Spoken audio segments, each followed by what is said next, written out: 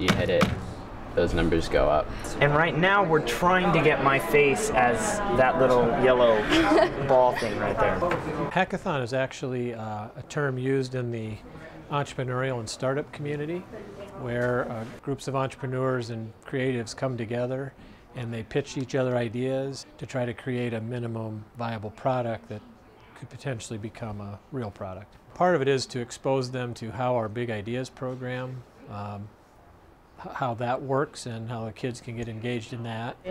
This might be the old furniture mart. See, I'm not sure where that is.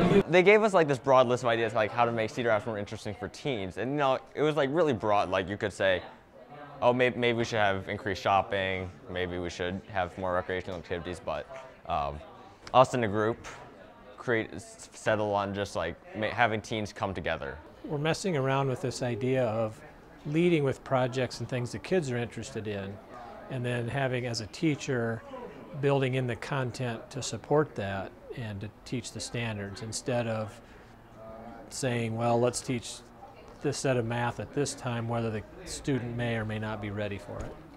Ignore that, the rest is great. Right now what we're doing is we are focusing on creating a video game controller that we can incorporate into a game to represent Flappy Bird. By the end of the day, we're hoping to get an image of one of our workers' faces as the Flappy Bird, and making the face be able to go up and below and just maneuver through the different obstacles that we placed in the program. I'm really interested in engineering, and I've been trying to figure out what type of engineering field I want to go into when I get older. So I want to come and see what type of engineering fields that they have that I could go into. Today's projects were preloaded. We plan on having some of those, but what we really want to get at is the student comes in and they identify, here's what I'm interested in, I like this kind of thing, I like this subject area.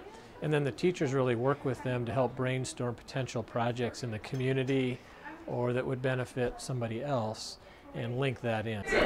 We're working on a helmet that senses force, and we're going to use the force to determine whether it's concussion type forces.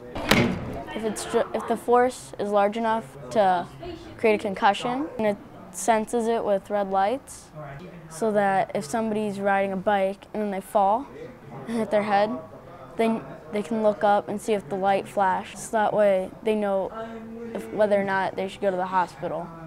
You know, it's just like anybody else. If there's something you're passionate and interested in, the time flies, the day flies, the learning is easy.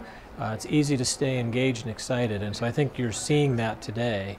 Well, traditional classroom is you're given this assignment, you're given this objective, and you complete it, you have this due date, you're given points. But here it's different. You're given this open door.